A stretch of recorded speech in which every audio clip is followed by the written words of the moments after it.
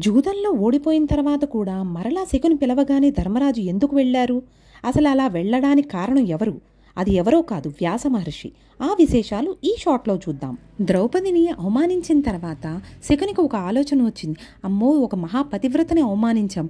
ఆమె భర్తలు వీరాతి వీరులు. ఇప్పుడు వాళ్ళు బయటకు వెళ్ళి యుద్ధం ప్రకటిస్తే దుర్యోధన దుశ్శాసనాదివి మహావీరులందరూ చనిపోతారు. ఇది ఇలా జరగకూడదు. అందుకని చెప్పి మళ్లీ ధర్మరాజుని నేను జూదానికి పిలిచి ఆయన్ని ఓడిస్తాను అని అనుకున్నాడు. అప్పుడు శకుని ప్రేతగామితోటి ధర్మరాజుకి సందేశం పంపగా ఆయన వచ్చి జూదమాడి ఓడిపోయి వెంటనే అరణ్యవాసానికి వెళ్ళిపోయారు.